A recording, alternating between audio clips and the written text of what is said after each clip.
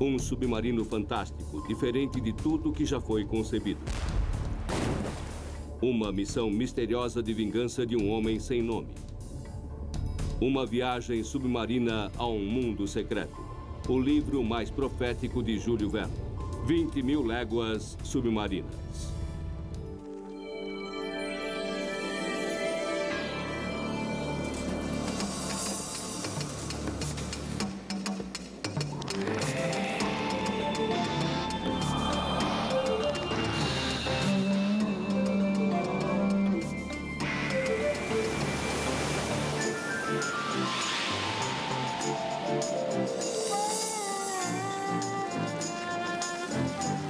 Grandes livros. 20.000 léguas submarinas é uma jornada de um perigo angustiante. Uma viagem pelas ruínas perdidas de Atlântida. Destroços de tesouros fabulosos nas profundezas do abismo mais fundo do oceano. 3 homens ficam presos dentro do incrível submarino Nautilus. Seu captor, um rebelde sem causa do século XIX, o misterioso Capitão Nemo. Os navios de um inimigo desconhecido caçam o Nautilus enquanto um desejo insano de revanche motiva o Capitão Nemo. Encurralados num mundo além de sua compreensão, os 3 reféns acabarão por enfrentar o monstro mais famoso de Verne, a Lula gigante. Porém, os terrores de sua viagem são recompensados pela jornada épica que o aventureiro submarino Nemo os força a experimentar. Uma viagem às profundezas, que na verdade seria uma jornada à exploração futura do fundo do mar. Os poderes proféticos de Verne fizeram dele o pai da ficção científica e transformaram sua história em um dos livros mais vendidos de todos os tempos. Did this man have a magic mirror? Did he look into the future and see what was actually going to happen? It must have been a fabulous ride to go on with him, the beginning of science fiction. Almost every commercial aspect of underwater exploration was foreseen in this book. It's absolutely amazing. First of all, submarines, self-contained underwater breathing apparatus, scuba. Aquaculture, shipwreck exploration. It was really almost a Da Vinci kind of prophecy.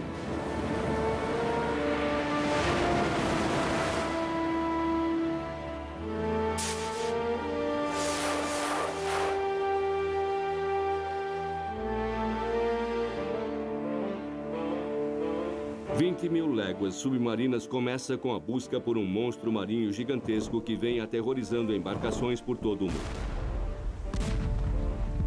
Caçado por uma fragata norte-americana, o monstro finalmente aparece no norte do Pacífico. A criatura é imune aos arpões e canhões dos navios. Ela ataca a fragata e arremessa 2 civis para fora da embarcação. 2 homens, um professor e seu criado, cujas vidas são modificadas para sempre. Eles lutam durante horas em águas iluminadas pela lua sem saber se o monstro ou o mar vão vencê-los antes. Finalmente, eles avistam o que parece ser uma pequena ilha à frente. Eles são salvos, mas é pelo monstro que os mandou com toda a força para dentro do mar. Uma fera de metal mecânica e elétrica, o fantástico submarino Nautilus. Muitos de nós achamos que já conhecemos sua viagem através da mais famosa adaptação, o clássico filme de Walt Disney de 1954.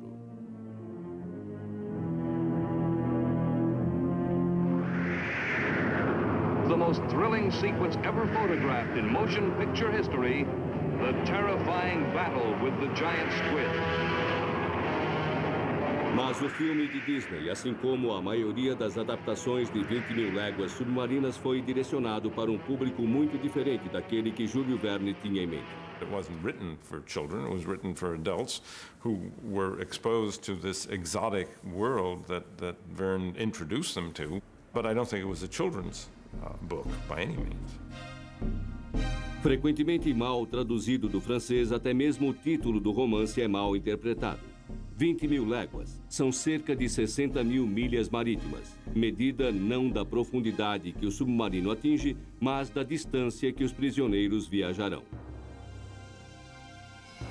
Com suas visões aguçadas sobre o futuro, das viagens de avião às viagens espaciais e serviços de notícia como os da internet, as ideias proféticas de Verne se tornariam realidade cerca de um século mais tarde.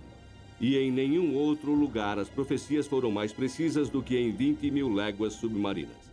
Como um livro publicado há mais de 130 anos conseguiu prever tanto? He opened up the ocean in a dream form and perhaps triggered a lot of curious people to go and see for real what's there.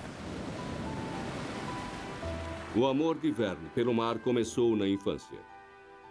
Nascido e criado na cidade francesa de Nantes, na costa do Atlântico, Júlio e seu irmão Paul partilhavam o sonho de viajar pelo mar. Porém, enquanto Paul cresceu e se alistou na marinha mercante, seu pai tinha planos diferentes para Júlio. Ele seguiria a tradição familiar e se tornaria advogado. Enviado a Paris para estudar direito aos 19 anos, ele chegou durante o tumultuado ano de 1848. A monarquia francesa desmoronava sob o peso da mudança e da revolução. Acontecimentos que causariam profundos efeitos no próprio Verne.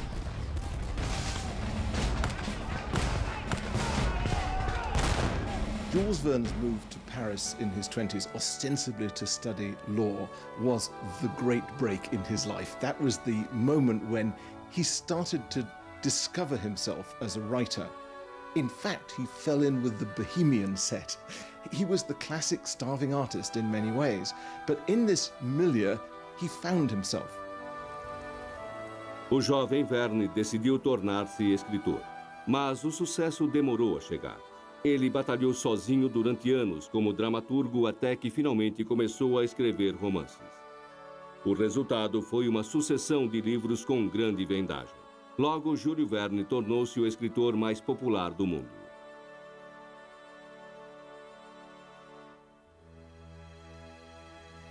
Quando completou 40 anos, ele estava casado e bem-sucedido, para qualquer um dentro dos padrões convencionais. E com os lucros de seus 2 primeiros livros de sucesso, Viagem ao Centro da Terra e Da Terra à Lua, ele recorreu à liberdade e ao mar. Ele comprou para si um velho barco pesqueiro, como seu bisneto recorda. He was a person who were living in another world in his mind. So he wanted to be far from the children and far from the family and far from the domestic problems. So the boat was really a good room to work. E durante aquelas noites longas e solitárias no mar, Verne imaginou uma embarcação submarina cujo nome ecoa através de toda a história da exploração submarina. O Nautilus. Foi um golpe de mestre. Para construir o submarino em sua mente, Verne misturou sólidas noções científicas com uma boa dose de imaginação. He used the best scientific knowledge that was available. When you combine that with his vision, with his ability to take a leap into the future from a firm base of scientific fact, you can see how he scored bullseye after bullseye for what was really going to happen. Ainda hoje, o Nautilus fictício de Verne continua sem igual entre os submarinos verdadeiros.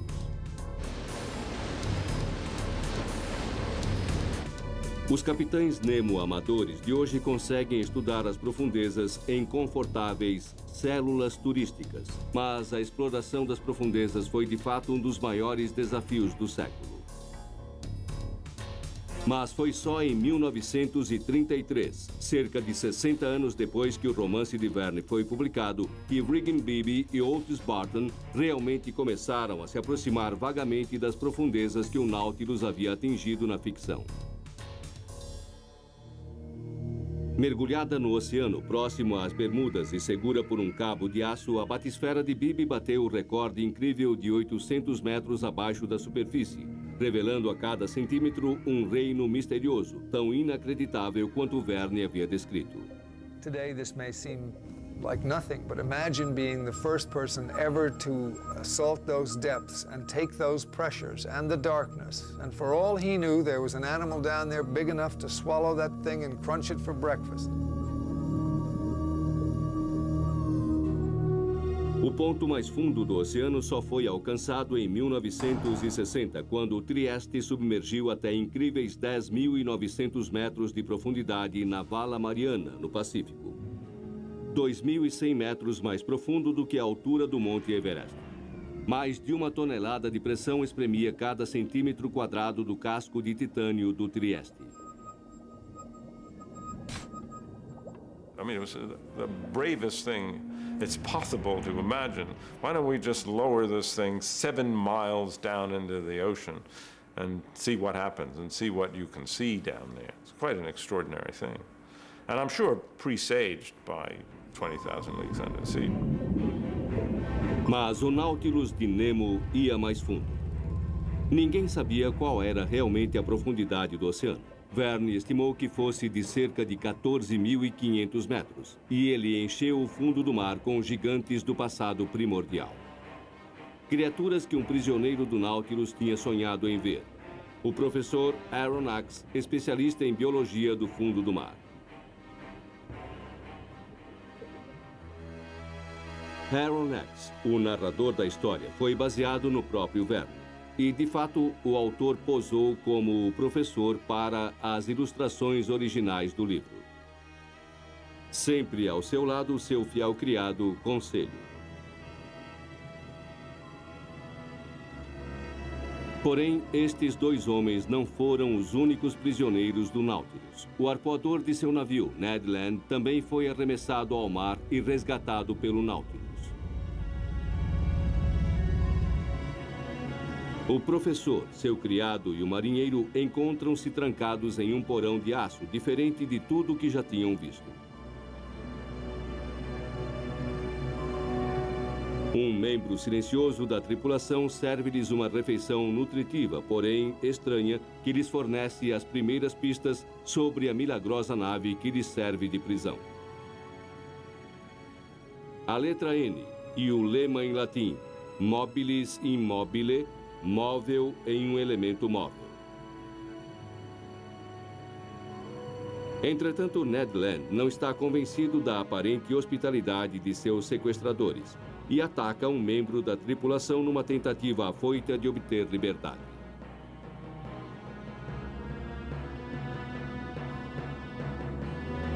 A tentativa de fuga de Land é interrompida por uma chegada dramática. A primeira aparição do Capitão Nemo, o contramestre do Nautilus. A condição de Nemo é simples. Os três homens são seus convidados, livres para andarem pelo submarino o quanto quiserem, contanto que jamais deixem a embarcação. A busca pela liberdade torna-se o lema mais importante do livro. É uma tarefa que acaba revelando a intimidade de cada personagem.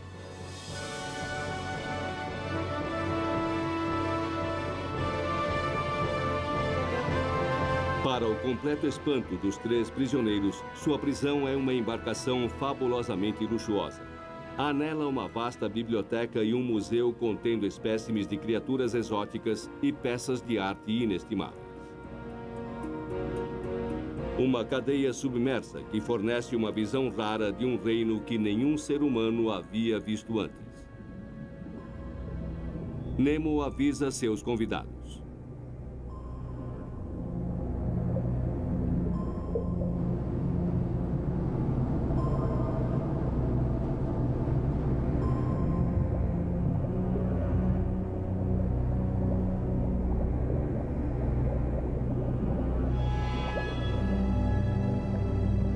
Na vida real, esses segredos seriam finalmente revelados pelos homens que desafiam a morte usando invenções previstas pelo profético Júlio Verne.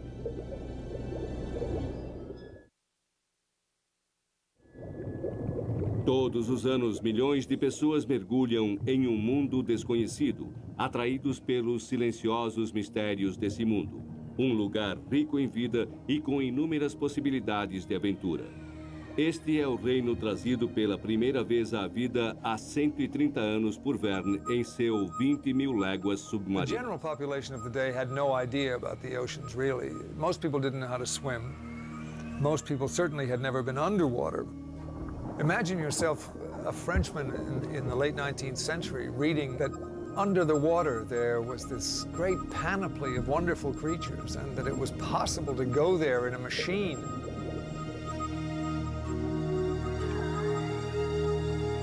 Feito em 1916, apenas uma década depois da morte de Verne, este filme sobre as 20.000 léguas foi o primeiro grande espetáculo com efeitos especiais no cinema antigo. O maior triunfo foi o famoso grupo de caça submarina do livro, uma cena que exigiu técnicas revolucionárias que incluíram a primeira filmagem submarina já realizada. Mas o legado de Verne fez mais do que inspirar diretores de cinema. O grupo de caça submarina apresentou uma ideia revolucionária, mergulhadores que conseguiriam um dia nadar nas profundezas, independentes dos cabos de respiração que os conectavam à superfície. Atualmente, esses trajes antigos de mergulho se tornaram artigos valiosos, principalmente na terra natal de Verne, a França, com uma antiga tradição na história do mergulho. Esses trajes ofereciam pouca mobilidade. As botas pesavam como chumbo. Eram feitos de lona maciça e capacetes característicos de metal que recebiam ar de uma bomba na superfície. Apesar disso tudo, eles permaneceram praticamente inalterados até depois da Segunda Guerra Mundial. Como foi que Verne, escrevendo quase um século antes, concebeu os mergulhadores de Nemo se movendo livremente sobre o fundo do mar com seus próprios suprimentos de ar? Verne baseou suas ideias nisto. Equipamentos criados para resgate em minas inundadas com a surpreendente novidade: tanques de ar autônomos. Transformado por sua imaginação em trajes de mergulho no fundo do mar, o protótipo fictício de Verne se tornaria o santo graal da arte do mergulho por décadas futuras. Isso finalmente tornou-se realidade 70 anos mais tarde, com a invenção do cilindro de mergulho por Jacques Cousteau em 1942. Assim como Nemo, Cousteau e seus filhos encontraram o fundo do mar coberto com riquezas do passado. I remember as a kid in 1954, we were going down to 150 feet and we would dig out potteries which were 2,000 years old, jars which were still sealed with a cork and lava. And we were able to remove all that and find the wine which it contains, which was 2,000 years old. And as a kid, I drank 2,000 years wine. It was completely disgusting, but it was a historical moment for me.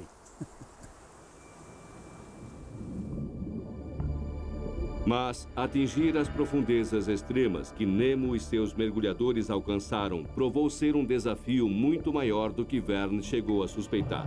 A pressão extrema e a necessidade de longos períodos de descompressão significam que a única maneira de se ter acesso fácil às profundezas seria fazê-lo com submarinos ou submersíveis, levando sua própria atmosfera com você.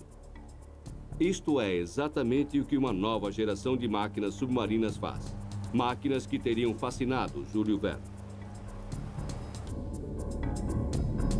Máquinas como o traje Newt, um traje espacial para o oceano profundo, e uma coisa mais estranha chamada Wasp. Wasp, ou vespa, assim como o inseto que empresta seu nome, consegue flutuar, mas dentro da água. Seu ocupante consegue olhar atentamente as criaturas do outro mundo presentes nas profundezas, sobre as quais Júlio Verne só ouvira falar em antigas histórias de pescador. Formas de vida bizarras, parecidas com extraterrestres que se adaptaram a um mundo escuro gerando sua própria luz. Uma capacidade chamada de bioluminescência. Fascinado por esta estranha capacidade de emissão de luz, Verne não conseguiu resistir e imaginou tubarões gigantes e bioluminescentes, monstros que Aronnax descreve como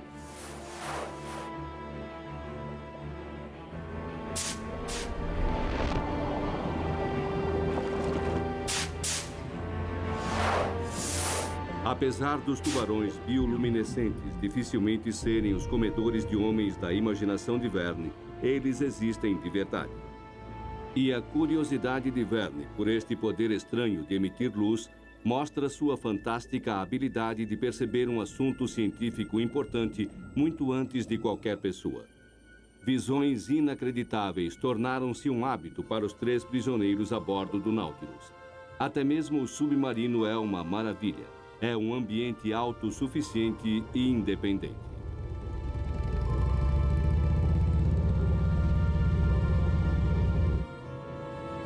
Nemo gaba-se de que tudo que há dentro do Nautilus é obtido no mar.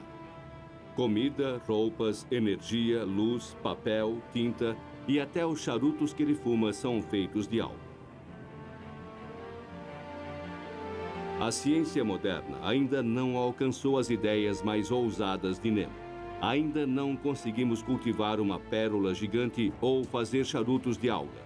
Mas as últimas expedições às profundezas do oceano confirmaram as grandes expectativas de Verne quanto aos segredos escondidos no mar.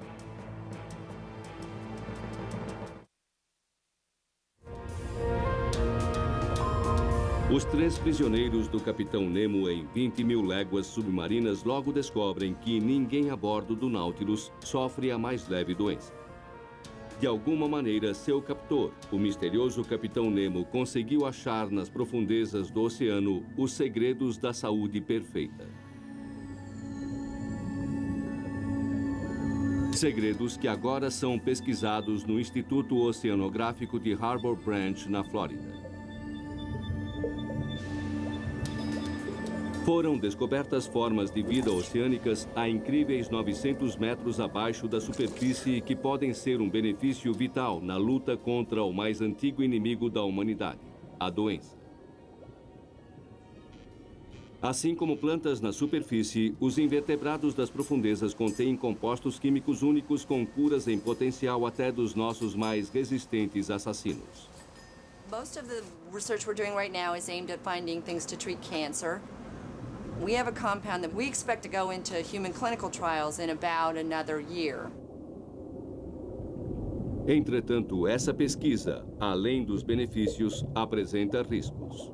There actually are marine natural products which do cause cancer, and so you want to make sure that you don't give yourself cancer while you're trying to cure cancer. That would be kind of defeat your purpose, I guess.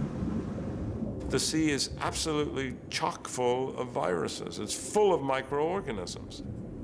What one thinks of as clear, beautiful seawater is alive with microorganisms. And in many cases, these viruses are lethal, not necessarily to human beings, but there are long histories of viruses that are killing off seals and sea lions and dolphins, and largely, I think, as a function of human interference. Júlio Verne é lembrado como um defensor do progresso tecnológico, mas ele também estava ciente dos seus perigos. Seus personagens expressam suas preocupações com o futuro do meio ambiente natural. He's the original ecologist, the first one who wrote about the need to save certain species. O Capitão Nemo dá um aviso ao arpoador. I cannot condone these murderous pastimes. By destroying the Antarctic whale, inoffensive and good creatures that they are, you and your fellows have committed damnable actions. Embora sendo um protetor confesso dos mares, Nemo tem um lado bastante obscuro, que é descoberto pelos 3 companheiros na costa da Austrália. Eles são drogados durante uma refeição e aprisionados novamente enquanto o Nautilus embarca em uma missão secreta de vingança.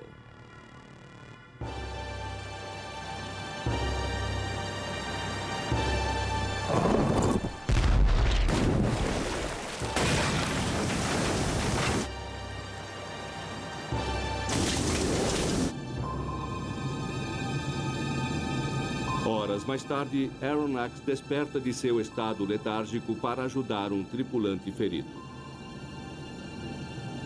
Tarde demais. O tripulante é enterrado em um túmulo de coral muito bonito. Uma vítima de uma guerra particular sobre a qual Nemo se recusa a falar. Determinado a saber mais, Aronnax entra sorrateiramente no quarto de Nemo, onde encontra fotos de heróis revolucionários. Mas ele não descobre nada sobre a busca de Nemo, e nem o leitor.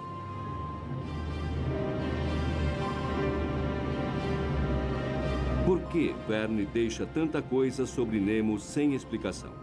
A resposta está com o editor dele, Júlio Hetzel.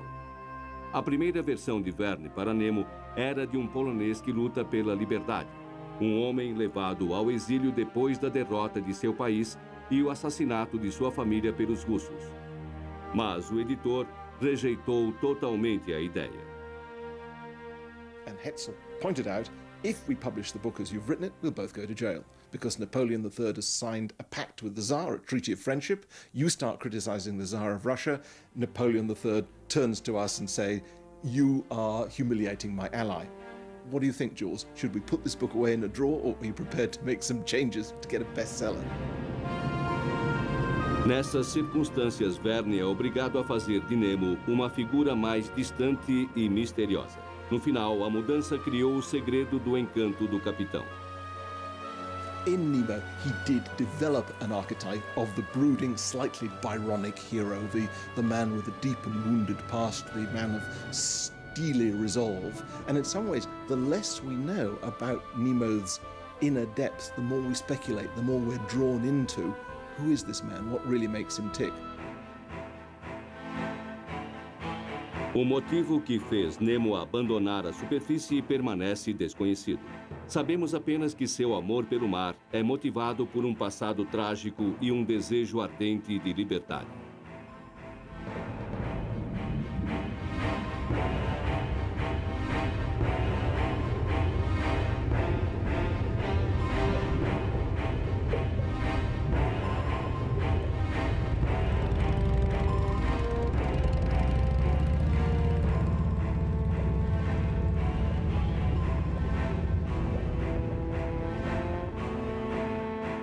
Nemo se autodenomina revolucionário internacional, defensor dos oprimidos no mundo. Na costa de Creta, no Mediterrâneo, o Nautilus para descarregar uma fortuna em tesouros. O dinheiro se destina a rebeldes da ilha. Mas como Nemo acumulou tamanha riqueza, podendo financiar revoluções sozinho? A resposta novamente está escondida no fundo do mar. If only 1,000 shipwrecks are lying down there in the deep ocean, every year for the last 3,000 years, that's 3 million shipwrecks down there. It could easily be 5 times that many. Chegando à Baía de Vigo, perto da costa da Espanha, Nemo e seus homens saem para a água para saquear uma frota espetacular de navios naufragados com tesouros.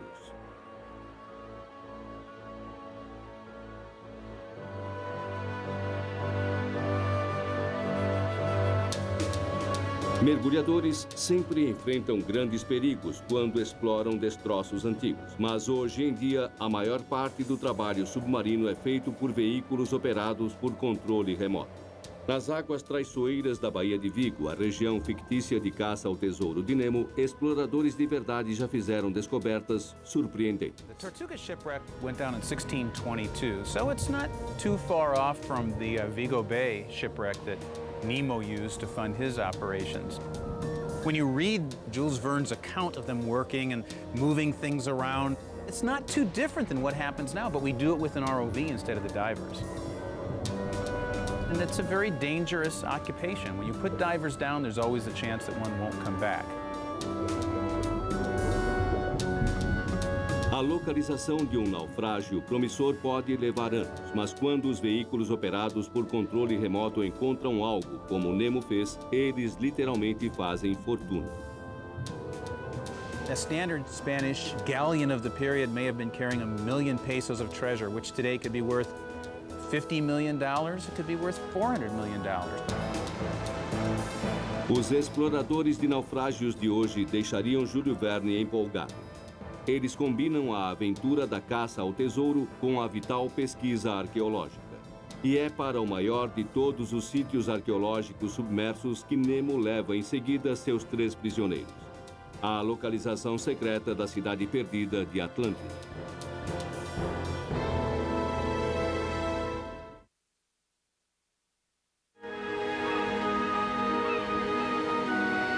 A busca pela civilização perdida de Atlântida atrai a humanidade desde que o filósofo grego Platão escreveu pela primeira vez sobre ela há 2500 anos.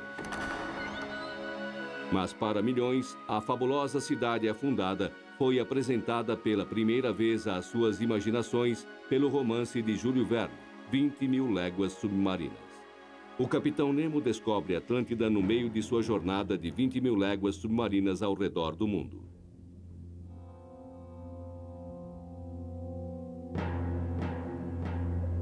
A descrição do continente perdido por Verne manteve-se fiel à história original de Platão.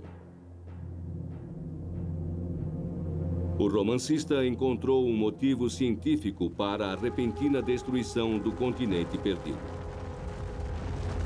Ao localizá-lo numa região de vulcões submarinos, sua descrição foi tão convincente que alguns estudiosos logo começaram a dizer que Atlântida estava realmente enterrada nos espinhaços vulcânicos do Atlântico Central. Sem querer, Verne transformou uma obscura lenda grega em uma verdadeira mania, dando início a uma busca obsessiva que nos acompanha até hoje.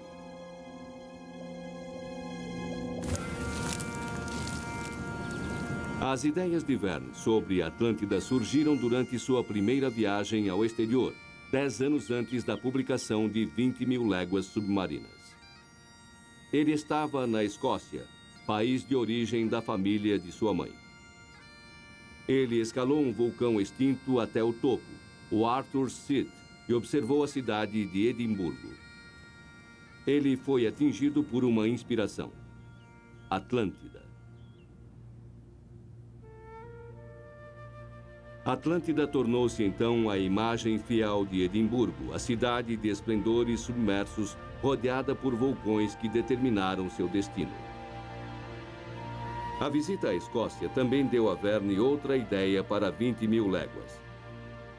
Ele encontrou lá o nome de seu personagem principal em um lema de um castelo em Edimburgo: Nemo me impune lacessit.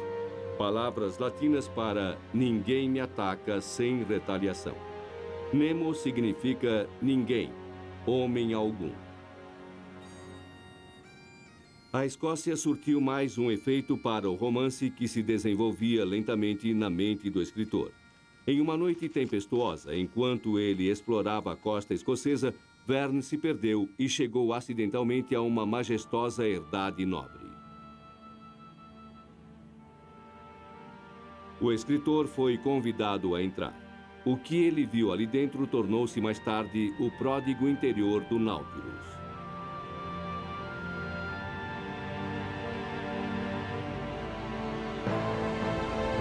A inspiração para o exterior do Nautilus veio com a Guerra Civil Americana. Em 1864, Verne mal tinha começado a escrever seu romance. Desesperados para impedir a superioridade nortista no mar, os confederados construíram um submarino verdadeiro chamado de Hunley. Mas depois de afundar 3 vezes durante os testes, ele explodiu em sua primeira viagem.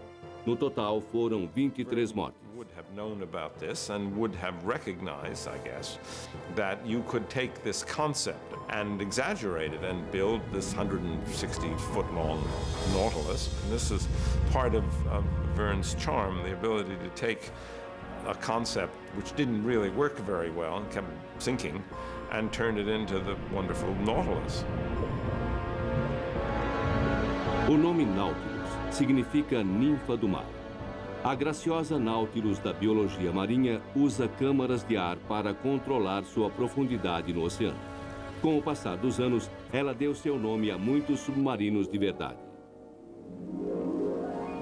Posto em serviço ativo em 1954, o verdadeiro Nautilus logo quebrou o recorde da distância percorrida pelo submarino fictício, ultrapassando a marca de 20.000 léguas em meses.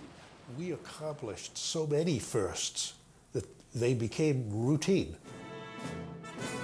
Porém, a Guerra Fria logo forçou o Nautilus a seguir em uma missão que não era nada rotineira.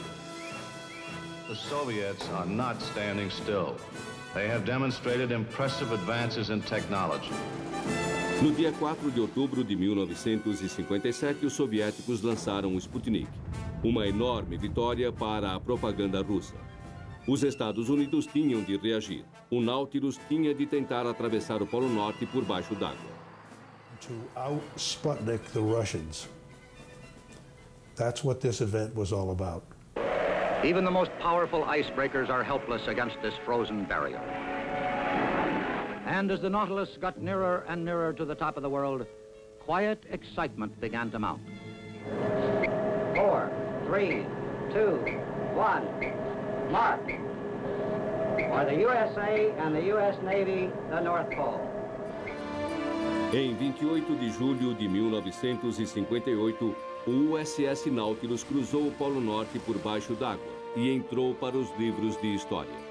Felicitações chegaram de todo o mundo, incluindo a cidade natal de Verne, Nantes. On her return to New York from England, Nautilus received a hero's welcome from a grateful American people. The citizens of New York raised their voices in congratulation, and their voices echoed throughout the free world. Os Estados Unidos tinham obtido uma vitória estratégica incrível sobre os soviéticos. Tinha ficado claro que o Nautilus poderia ir a qualquer lugar no mundo sem ter de subir à superfície. O USS Nautilus tinha resolvido o problema de suprimento de ar. Ele podia gerar oxigênio a partir da água que o circundava, enquanto que, para o Nautilus fictício, esse era seu tendão de Aquiles. Um fato que seria descoberto entre as camadas de gelo no Polo Sul. A região antártica era quase que completamente desconhecida na época de Verne. Parecia até parte de um outro mundo, e assim era um lugar ideal para que Nemo finalmente subisse para a terra firme e onde ele revela sua enorme vaidade. O homem que se opõe a todos os impérios não resiste à tentação de levantar uma bandeira própria, um sinal de seu poder sobre o continente indomado. Mas Nemo paga o preço de sua arrogância, e em sua viagem de volta, o Nautilus fica preso embaixo do gelo. Incapacitado de subir à superfície, o suprimento de ar vai se acabando. Aronnax desmaia, perdendo sua consciência. Para muitos de nós, a ideia de ficarmos presos em um submarino submerso é uma das piores formas de morrer, a maior das claustrofobias. Para quem está dentro de um submarino, este pesadelo é sempre possível, desde as muitas mortes dos pioneiros em submarinos até a recente tragédia com o submarino russo Kursk, que afundou em agosto de 2000, levando consigo todos os seus 118 tripulantes.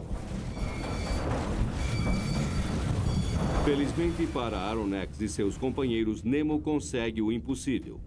Atravessa o gelo, atingindo a liberdade do mar aberto. Libertados de seu túmulo gelado, o ar puro retorna ao Nautilus.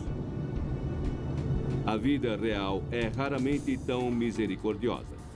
Em resposta a tais desastres em potencial, alguns afirmam que o futuro da exploração submarina pertence não aos vulneráveis submersíveis, mas à nova geração de veículos e robôs controlados remotamente. Mas será que até mesmo estas máquinas esperam descobrir o último monstro submarino desconhecido, a Lula Gigante, uma criatura imortalizada na imaginação do público por Júlio Verne?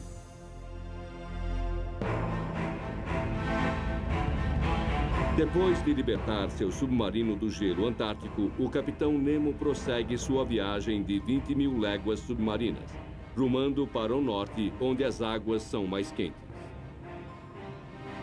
Ainda prisioneiros a bordo do Nautilus estão o professor Aronnax, seu criado Conselho e o arpoador Ned Land.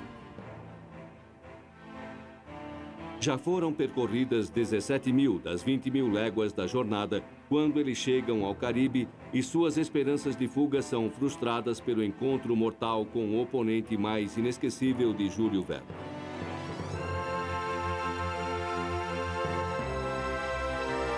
imagem criada por Verne de uma lula gigante, feroz predadora com gosto pela carne humana, moldou nossa visão da criatura desde então.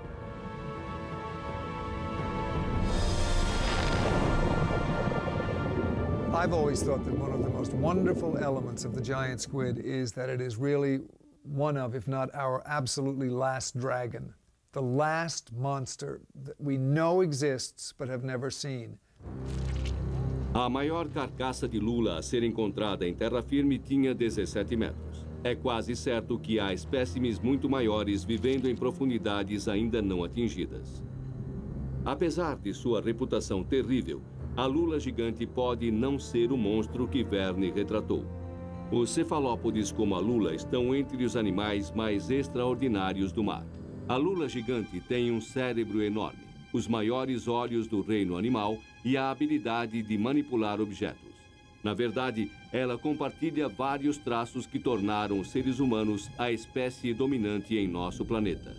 A grande inteligência da lula não permitiu que chegassem a ter uma civilização desenvolvida no fundo do mar. Elas não são rivais significativos para a humanidade, pelo menos por enquanto.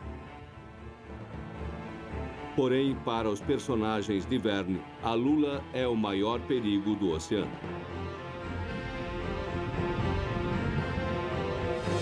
Invadindo o submarino, tentáculos e homens travam uma luta desesperada e violenta. O final da briga é descrito por Aronnax. Monsters, mutilated and terribly wounded, finally retreated. Captain Nemo, red with blood, stood motionless with tears flowing from his eyes. Nemo está prestes a descobrir que seu inimigo mais formidável não era, na verdade, o monstro, e sim os demônios de sua própria alma vingativa. O Nautilus navega mais uma vez em direção à Europa. Mas no Atlântico, o submarino encontra um navio de guerra. É o inimigo sem nome de Nemo. Imediatamente, o capitão é consumido por sua ira. Ele acerta em cheio o navio, afundando-o brutalmente, matando todos dentro dele. É um espetáculo sombrio que Aronnax testemunha em primeira mão. Este é o começo do fim. Nemo é dominado por seu remorso. Ele se retira para seu quarto, acabado, chorando sobre as fotos de sua família perdida. Nemo has finally realized that revenge doesn't get you anyplace. You set out to punish the atrocity maker and you become one yourself. And I think that's what Captain Nemo realizes at the end. O Nautilus se torna um navio fantasma. O único sinal de vida vem do som sinistro do órgão tocado por Nemo no meio da noite. Depois de 7 meses no mar, está claro agora para os 3 prisioneiros que chegou a hora de fugir, custe o que custar. A embarcação sobe à superfície na costa da Noruega e Aronnax percebe que o submarino está em uma rota suicida na direção do lendário remoinho Maelstrom. Os 3 companheiros se agarram a um pequeno barco a remo em uma última e desesperada tentativa de liberdade. Diante de seus olhos, o submarino é tragado para o centro do Maelstrom. As últimas palavras de Nemo ecoam nos ouvidos de Aronnax. God Almighty! Enough! Enough! Enough!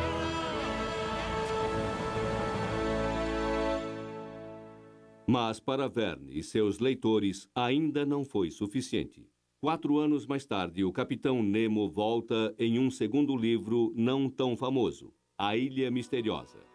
Nemo não só sobreviveu ao Maelstrom, mas se tornou um príncipe indiano que luta contra o Império Britânico pela libertação de seu país.